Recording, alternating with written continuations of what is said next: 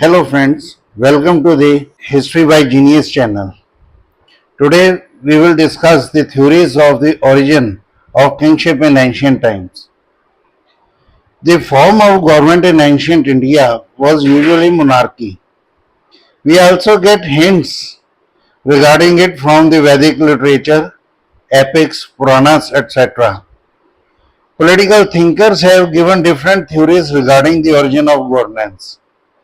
Many scholars also recognize the Brahmanical ideas as the origin of governance in India, while others attribute it to the Buddhist or the Jain ideologies, while some others believe in the theory of contract as was propounded by Kautilya. So here we are going to discuss the different theories. So first of all, we will discuss the Brahmanic theory. So on the basis of the Vedas, and Atreya Brahmana, Taittiriya Upanishad, Mahabharata, etc. Scholars have given their views regarding it. First of all, they say why this theory was originated. They believe that it was a military necessity, as mentioned in the Atreya Brahmana, that in this struggle between the gods and the demons, the gods were being constantly defeated. Therefore, they realized that the reason for their defeat was the absence of any leader who could lead them. So they chose Som as their leader and one under his leadership. At another place, it is narrated that Indra was chosen as the king because he was powerful and also passionate. Thus, the need for a leader in war led to the establishment of the kingship. Here we will see that certain scholars like Alteker, he handed over an account to them. This account could not be recited in a short time. Therefore Shiva, Shukra and Brahaspati, they took turns briefing it, but this did not solve the original problem and no king was appointed. Then Vishnu created Viraj from his mind and made him the king. He was succeeded by Vena in his lineage, but he turned up to be a tyrannical ruler. There was a groan everywhere under him. Fed up, the sages killed him and cut off his right arm, and from his wounds emerged Prithu, armed with weapons and also knowledgeable in the scriptures. He surrendered to the sages and sought their advice on his duties. He promised the sages that he would follow their instructions completely. He will grant privileges to the Brahmins, keep them above punishment, and will not allow the intermixing of castes. The sages were very pleased with his humility and placed Prithu on the throne. Prithu also worked for the welfare of the people and provided them with peace and happiness. It is said that Vishnu also entered into Prithu's body after being pleased with the latter's success. Bhishma regards Prithu as the first king who provided happiness and contentment to his subjects, both economically and morally.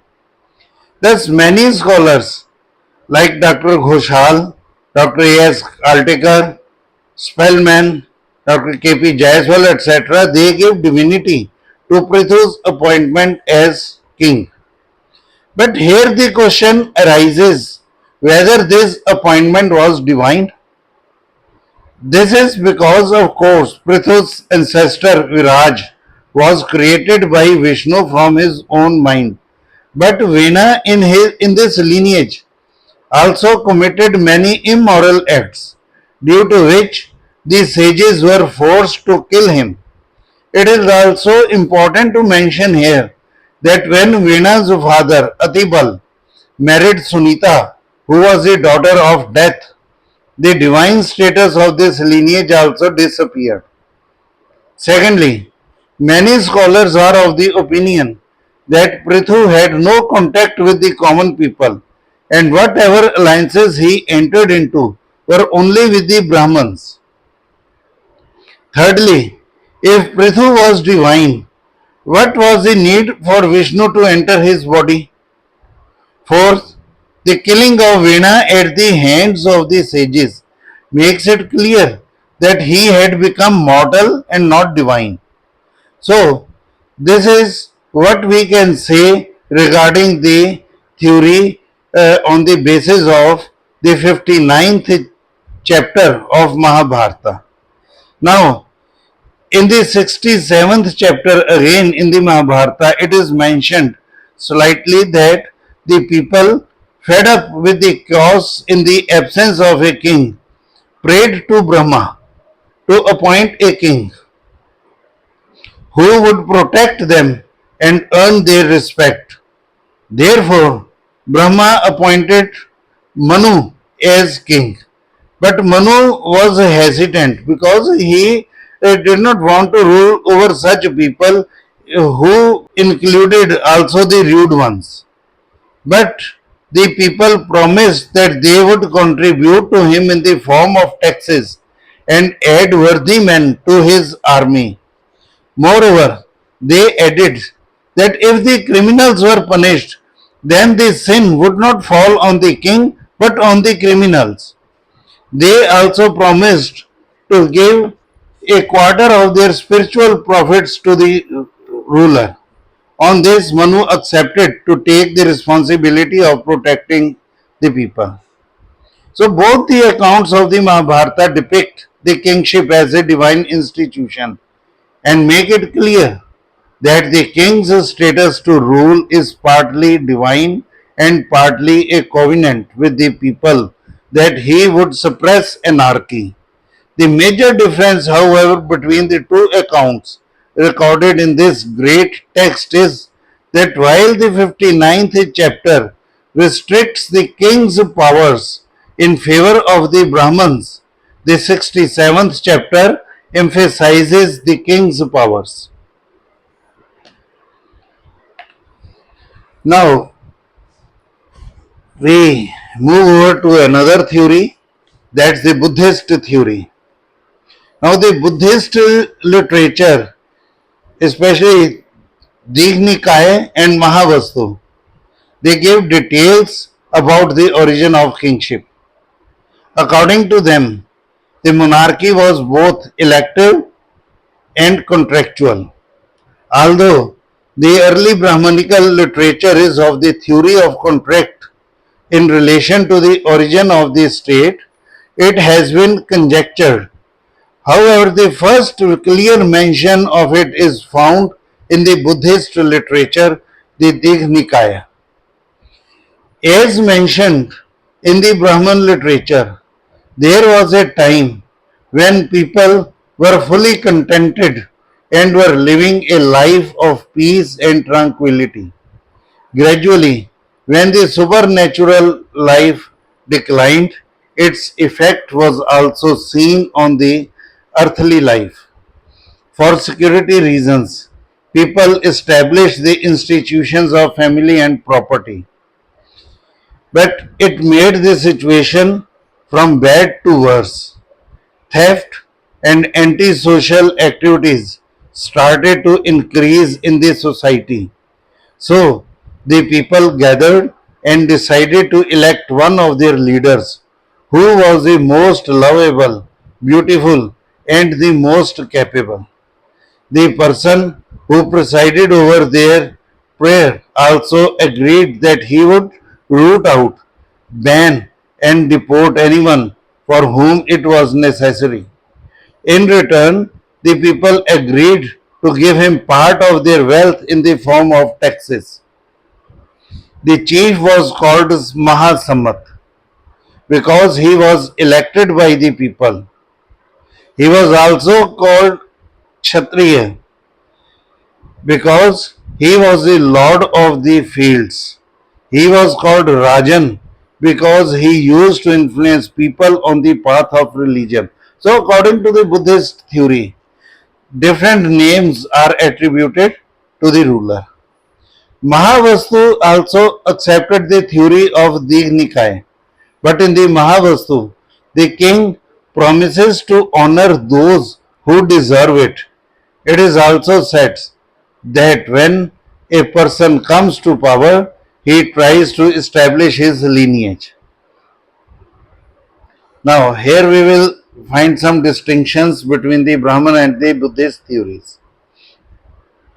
Although there is much closeness between the Brahman and the Buddhist theories, there is also big difference between them. The first major difference is about the qualities essential for a king. Where the Atriya Brahman emphasizes the king's power and enthusiasm, the Dignikaya lays a stress on his beauty, attractiveness, popularity, and prowess. The main reason for this is that Buddhism opposes power and violence, so it recognizes the physical and religious qualities of the king. Secondly, in Buddhism, the only major punishment for a criminal is banishment. It is against any other form of corporal punishment. But the Brahman theories, they give more power to the king to punish a criminal, even to give him death sentence if he commits a very major crime. Thirdly, the title of Khatri to the king in Buddhist literature makes it clear that the supreme duty of the king was to protect one's lands against illegal occupation by another. It also indicates that the king gains power as the representative of the community on land. While there are certain differences, what both the theories have in common is that the king had to perform many duties, while the main duty of the subjects was to give a share of their crops to the king as tax. Here we will see some points regarding the nature of kingship. Now, Buddhism supports democracy. It was aware of the dangers of monarchy, but anarchy was considered the worst of all. The king's ideal was to serve the people by making peace. According to the Buddha, kings are like the weather and their nature is not always the same. This is the reason why the powers of the king were limited in the early period. So, here we will say that Buddhism supports democracy while both the theories, Buddhism as well as uh, the Brahmanical theories, they advocate powers to the king but in a limited manner.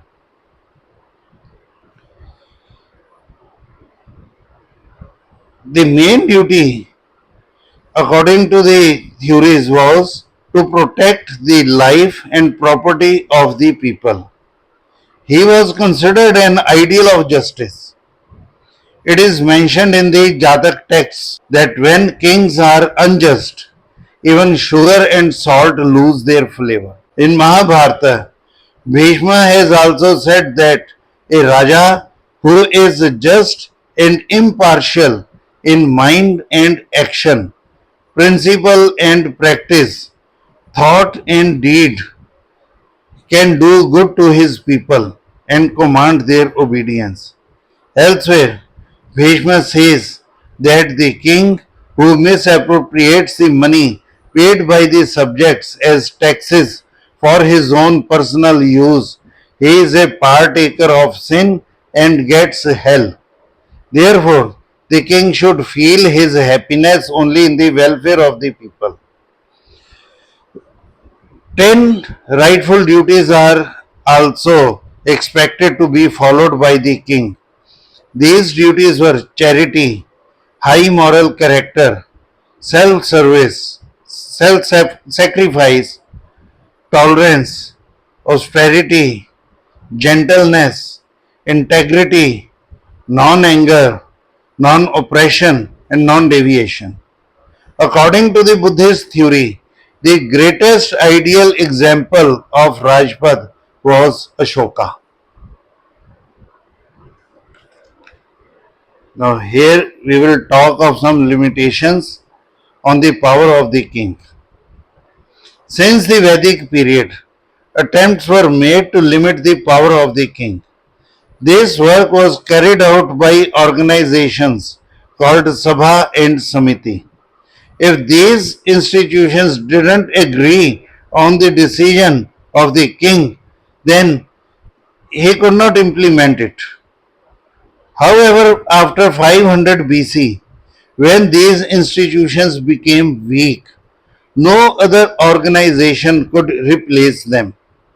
Despite this, on many occasions, religious and semi spiritual restrictions prevented the king from being tyrannical. Dharma Shastras prescribe certain duties for the prince. The Artha Shastra has prescribed a regular schedule for the king, instructing him to have 6 hours of rest and the remaining time to be engaged in administrative activities, while the Dharma Shastras expects that the prince should follow the education and training. Many scriptures have empowered the people to remove a tyrannical ruler from power. Vena, Sudas, Nahusha, Sumukh, Trishanku, etc. are certain examples which point out to the fact that in ancient times Indian sovereignty was considered to reside in these subjects. Now, here we will discuss in brief the Jain theory, which was given by a Jain writer Jin Sen in the 9th century. And he says that in the primeval period, the earth was like the heaven. At this time, the needs of the people were fulfilled by Kalpataru. It was a tree that fulfilled the wishes of the people. Gradually, these trees disappeared and chaos spread over the earth. But the first Tirthankar, Rishabdev, restored order when he popularized kings, officials, and various professions. Now, here comes the doctrine of Kautilya. He follows the divine theory of kingship and recognizes the idea that it was in fact a contract between the king and the subjects. He also recognizes the principle that in the absence of a king, anarchy spreads, and for the suppression of this anarchy, he sees monarchy as a guarantee. He writes that the people struggling with anarchy made Manu their king and agreed to give him a share of their produce and income from trade. Apart from this, they also agreed to give him some part of the gold. The king, on his part, promised to take action against the lawless elements and provide security to the common citizens. Thus, it was a contract between the king and the people. Kautilya believes that it was not intended to impose limitations on the royal power. On the contrary, the obligations put upon the people are burdensome and are designed to strengthen the royal authority. Kautilya says that the king who gave belief to the subjects of protection and welfare should not be seen as coercion and pressure. Dr. Radhesham Sharma says that Kautilya's principle of contract affirms state power. So here we will sum up the topic. Political thinkers have given different factors for the origin of kingship, but it is clear that military requirements were predominant for its origin in the early period. Later, changes in the social structure and the consequent increasing chaos in the society created a distinction between the powerful and the weak. The powerful began to dominate the weak, due to which the balance of society began to break. Here, the people felt the need of a king for peace and order, to whom they started paying some portion as tax to fulfill this responsibility. Thus, an agreement was reached between the king and the people. This theory of the origin of the state was a new and original contribution to the political thought by Indian political thinkers. And as Dr. Radhesham Sharma has also stated, that whereas the Greek thinkers like Plato and Aristotle, who gave practical form to political science as an independent discipline, were also unaware in terms of contract between the king and the people. So, I hope you will like the lecture. So, share and subscribe this channel. And if you have any queries, go to the comment box. You can also write at genius.history25@gmail.com. So, thank you very much.